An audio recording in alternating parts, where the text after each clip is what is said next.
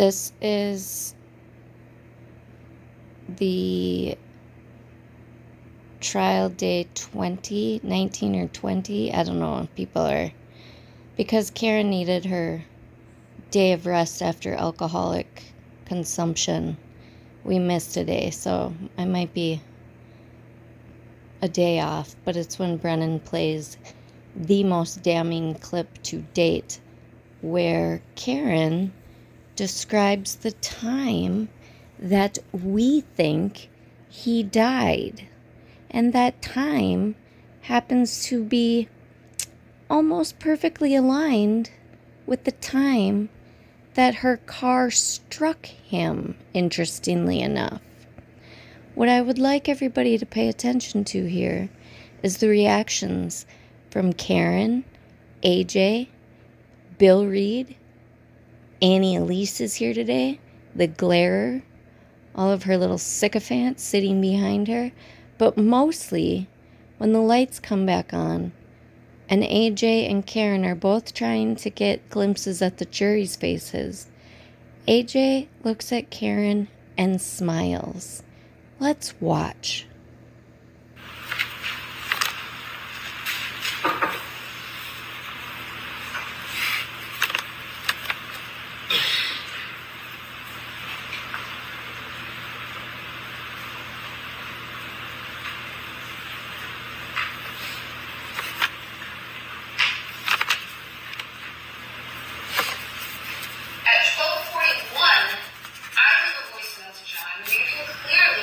Be played on Monday. You can clearly hear me pull into John's garage. You can hear my car sensors beeping as I come close to the side of the garage door.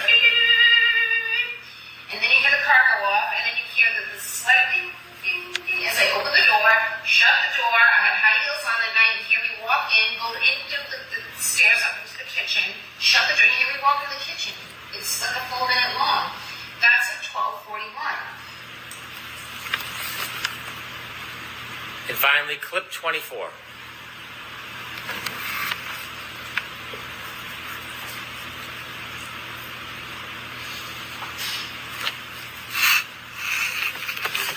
The Karen cam is a little ahead of the clips, so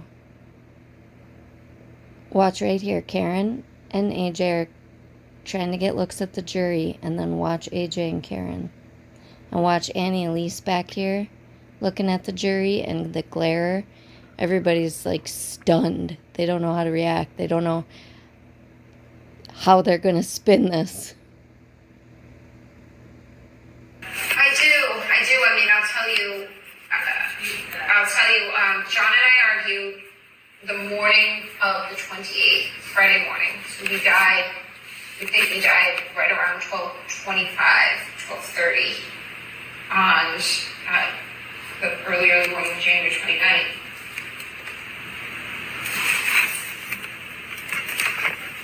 Thank you.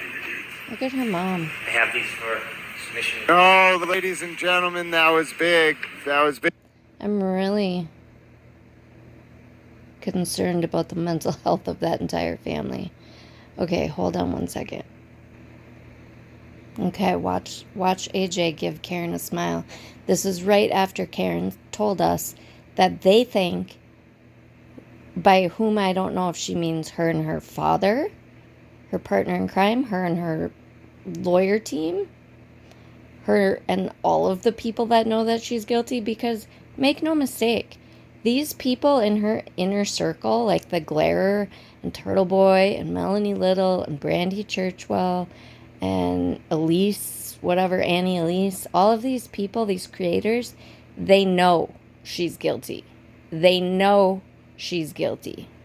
They want to acquit her because she's rich, her family's rich, they have political connections, and they're doing political favors, and they're profiting immensely for their own selfish benefits from this disgusting display of trying to acquit a murderer by spreading rumors and blatant lies. All right, watch AJ smile at Karen. I'll tell you, John and I argued the morning of the 28th, Friday morning. This is right after she told us that they think John died between 12:25 and 12:30. Why, Karen? I thought that everybody beat him up and drug him out on the lawn. This was recorded, mind you, during the first trial, when they were pounding on the tables that he was beat up in the house and drug out on the lawn.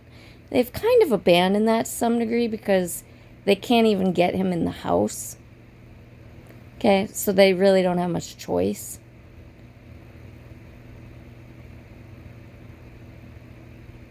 But she's saying this. She's literally telling this interviewer that they think that John died between 12:25 and 12:30 when she was driving like a bank robber back to his house and probably trying to determine if his niece was awake and if she could sneak into the house to begin her cover-up. She knew she hit him.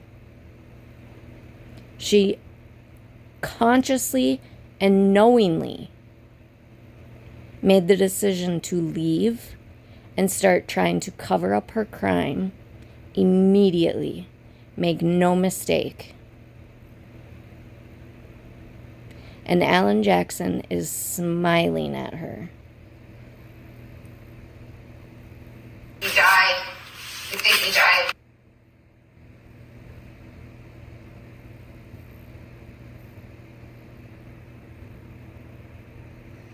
So let me ask you, Vinnie Politan, Ted Daniels, Sue O'Connell, Canton Confidential, Boston media, national media with very few exceptions, two that I am aware of, Julie Grant on a national stage, John DePietro, more local but getting to be on national media. Fantastic work, John. Keep telling the truth. You are a diamond in the rough out there. To not be bought.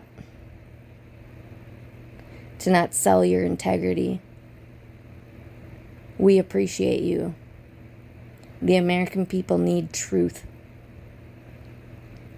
So let me ask you, the rest of you sycophants, why are you trying to acquit a murderer? Why are you trying to spread the propaganda, the false rumors, the lies, the ridiculous shit that you choose to focus on? Shannon Burgess did not lie. He never lied to the court. Do you want to know why Alessi was able to attack him for 2 days? Because he, on his CV that he gave the court, did not have a bachelor's degree listed that he had earned it. Why? Because he was honest. So then they go and find these odd social media sites where it's not updated properly or it hasn't been looked at in 10 years, or it automatically, once the date passes, then it automatically assumes that you earned it if you don't update it. So I say, in the future, I am going to earn this degree in 2027. Well, if I haven't earned that degree by 2027, but I haven't went back to my LinkedIn, I then have a false record on LinkedIn because that's how LinkedIn operates. And guess what? I don't remember the last time I looked at my LinkedIn. It's been probably close to 10 years. So stop reporting lies trying to acquit a murderer. What makes Karen Read any less egregious in her intentional act And this is multiple crimes, folks. Not only did she just kill him, she covered it up. She has ran a witness intimidation campaign with her attorneys. They are also committing crimes, along with all of these social media talking heads and many of the mainstream media who are profiting off of this and who now believe that it's fine to sell their soul because they're fighting for clicks and views because YouTubers and independent media is taking over. And this shit is rampant, folks. This is what we call innocence fraud. And it is an epidemic. And if we don't start educating ourselves and being able to recognize the tactics of this and start holding attorneys accountable and start holding them accountable to being honest and not running media campaigns, that's not ethical for them to be doing that, what they did. And Massachusetts is the most criminal-friendly state I have ever seen in my life. The Koberger trial right now. Compare judges. If you haven't followed the Koberger case, do yourself a favor. Click on the you can find the very last court hearing that they had like last week. I can't remember which day it was exactly. It was very recently, though. They have it on all the networks, okay? It was a stream out of the court.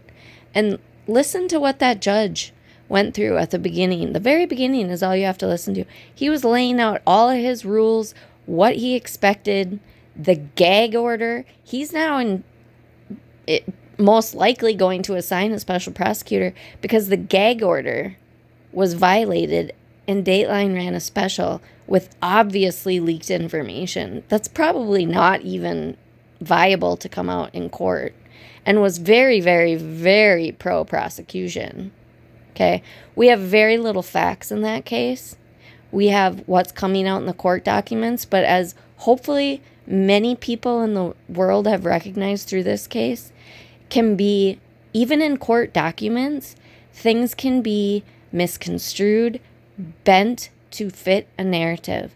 Until we watch it come out in trial under oath and watch the facts come out as they are laid out in the court of law, we do not know anything other than the fact that 4 beautiful souls lost their lives and there is a man being held in jail for those crimes.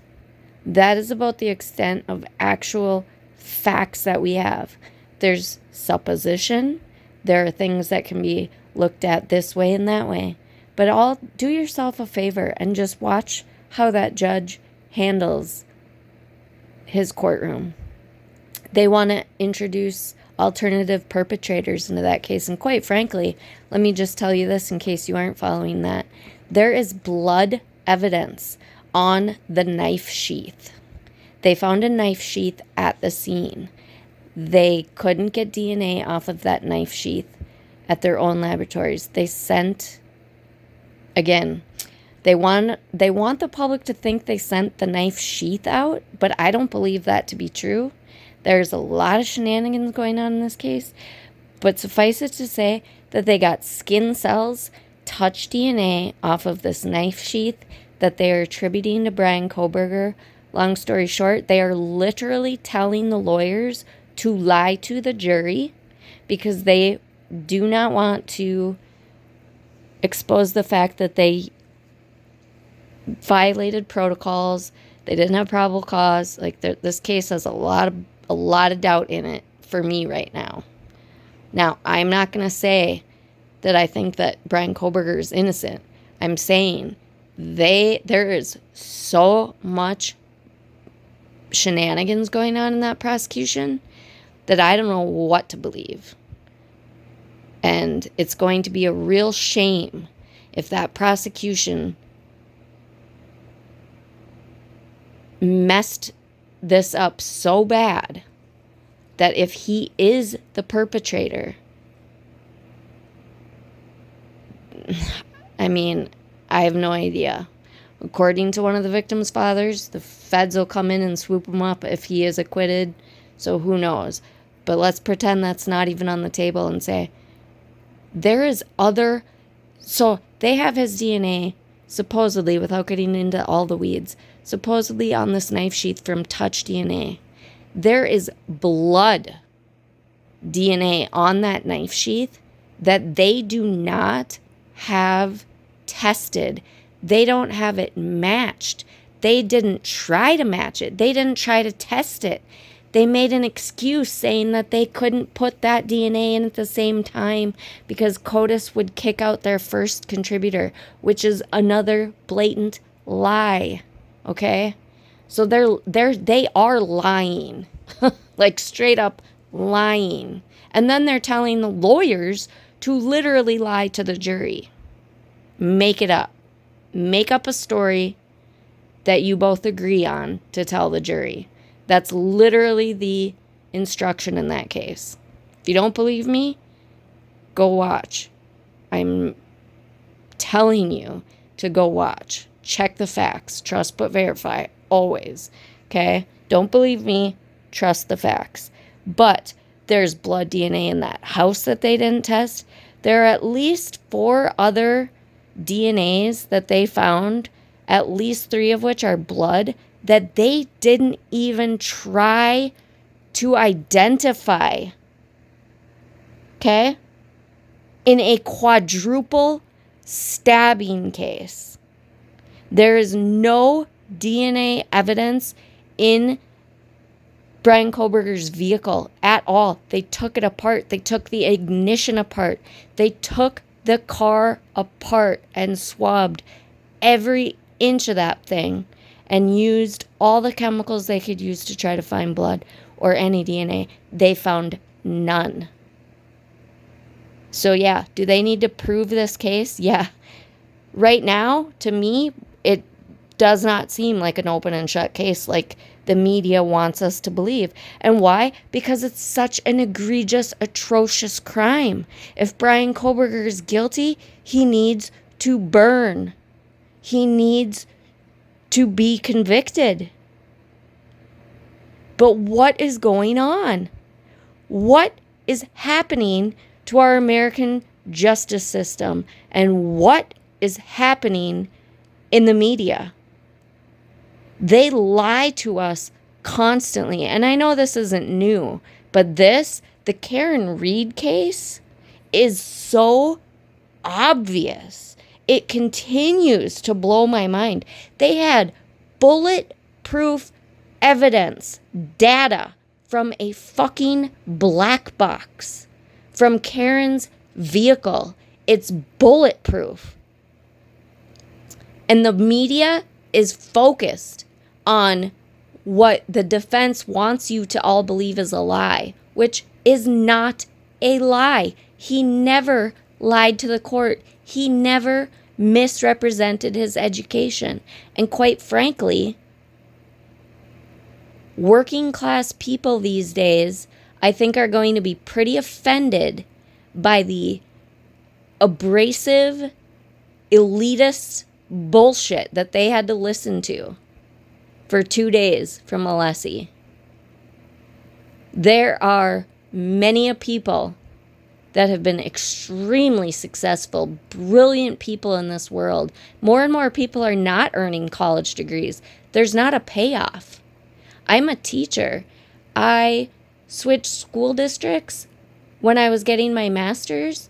I got my master's and I literally got like a 14-cent raise every 6 months. I mean, it was like, and all of the other school districts I've ever worked before that were very large increases in wage and salary from a bachelor's degree to a master's degree, plus your years. You usually have a ladder that you get. But there was virtually no payoff for me. I was horrified. I couldn't believe it. I thought they were making a mistake. I called and talked to several different people because I'd never heard of such a thing.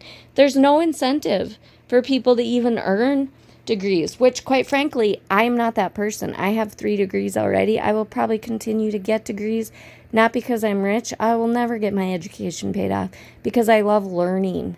That's why. And it is what it is.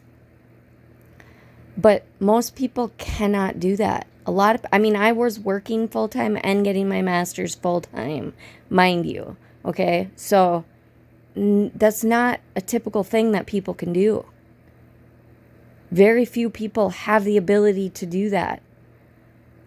The time, the energy, the financial, like I said, I'm never going to have my student loans paid off ever. I've accepted that. So it is what it is.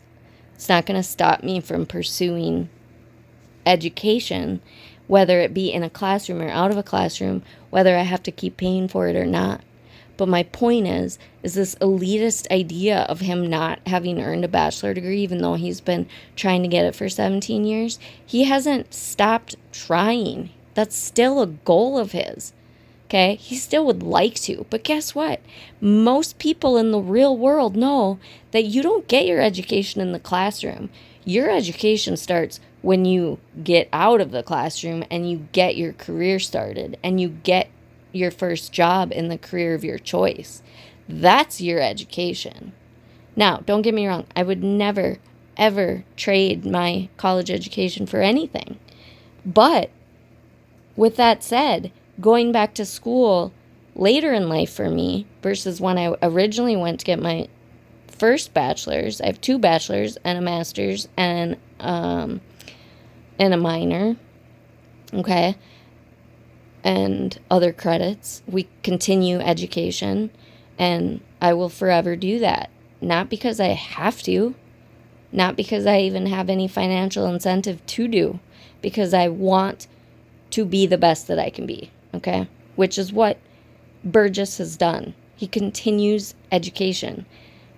Certifications. That's continuing education.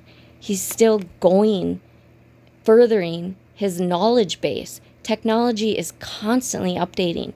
If he went and got a bachelor's degree, what he's going to learn during the time he gets that bachelor's degree is going to be outdated before he even graduates anyway. So, I'm going off on a tangent about that part. But really, that's what the media wants us to focus on. Because Karen Reed's defense team wants us to focus on that. And apparently, mainstream media has... a lot of them have ties to Alan Jackson, Hollywood, a lot of them have political ties to each other. A lot of them have both of the above. Plus, they need FKR. They want the clicks and views. And so they're going to continue to report as long as people keep tuning in. And they've sold their integrity. And I can't tell you how many people I will never, ever look at the same way after this trial. So many people have been exposed to thinking people who value honesty and integrity and where they get their information from. I will never trust Vinnie Politan again. Not that I ever listened to Ted Daniels, but I will never trust Ted Daniels.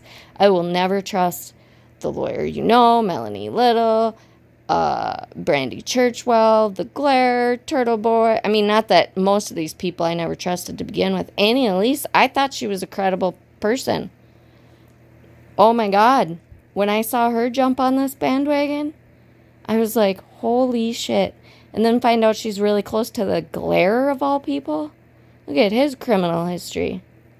He lives in his mother's basement and sits on YouTube all day, trying to acquit a murderer. These are who mainstream media have attached themselves to. It's disgusting, it's despicable, it's deplorable, and if you needed any more proof, here is Alan Jackson smiling at his client after she just was on the freaking TV telling us that she and whoever else on her team, all of these people think that John died between 12:25 and 12:30, which is right around the time that she struck him with her vehicle and left and drove back to his house like a burglar in the night and started trying to plan how she was going to get away with this. She is callous. She is cold. she is a malicious murderer. And her attorneys and her family and her supporters, if they honestly believe she's innocent, I'll give them a pass for whatever reason they want to find her to be truthful. I don't know why or how. Brainwashing effects have taken place here. But I'm telling you, the people in the media, whether that be social media or mainstream media, they know she's guilty. They have known it from jump, including Turtle Boy, which is where all of the rest of these social media people got their information from, whether they associate with Turtle Boy or not, which many of them, like Brandy Churchwell and even Melanie Little, will try to detach themselves and say, like, I don't talk to him, I don't hang out with him, I don't agree with him on, this and that and the other things, the really deplorable things that he does. It doesn't matter. That is where all of the information came from. And do you want to know where Turtle Boy got his information from? Alan Jackson, David Yannetti, Karen Reed, and her family. That is where all of the information came from before the trial.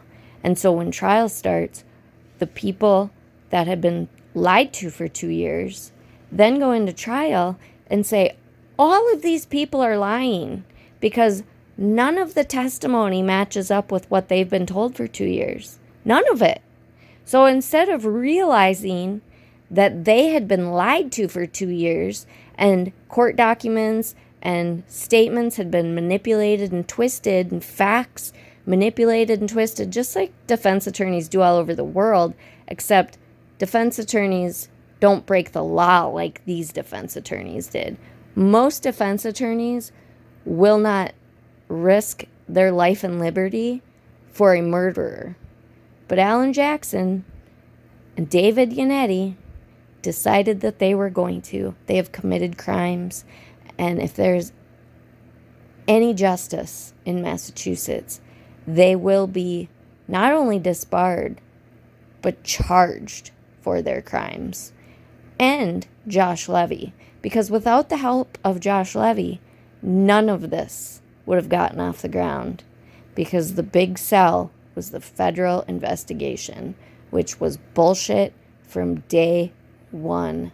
Ask yourself, folks, if you got charged with murder tomorrow, do you think that you could walk into the U.S. Attorney's Office of your state and say, hey, I'm being framed for murder. I would like to please speak with the U.S. Attorney. Do you think that you would get laughed out of that office? Or do you think they would have a sit-down meeting with you and then take your case on your word? An accused murderer who walks in there and claims that you're being framed by the police. That's political bullshit. Josh Levy apparently had beef with Morrissey.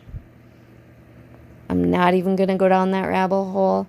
You can listen to my other streams if you want more information on that. But that's the gist of it. This is who you're attaching your wagon to, mainstream media. Anybody who continues to twist and manipulate this narrative for political gain, monetary gain, whatever kind of power you think that you need or want at your stations or whatever, if you can't make a stand and say, no, it's pretty clear to me at this point that she murdered John. And so therefore, I'm done manipulating this narrative and I'm going to start reporting facts or I'm walking away. You want to fire me? Fire me. You want to fire me for telling the truth? Fire me. If you don't have the cojones to stand up and do that, then you don't deserve anybody's support except the murderers and all of her little sycophants. Go ahead. Get your support from FKR. See if they're there next time when they disagree with you. See what happens. You'll get yours. It's disgusting. It's despicable. It's deplorable. It is not justice. It is not truth. And you should all be ashamed of yourselves. It is time to do better and be better. Love and light. Mwah.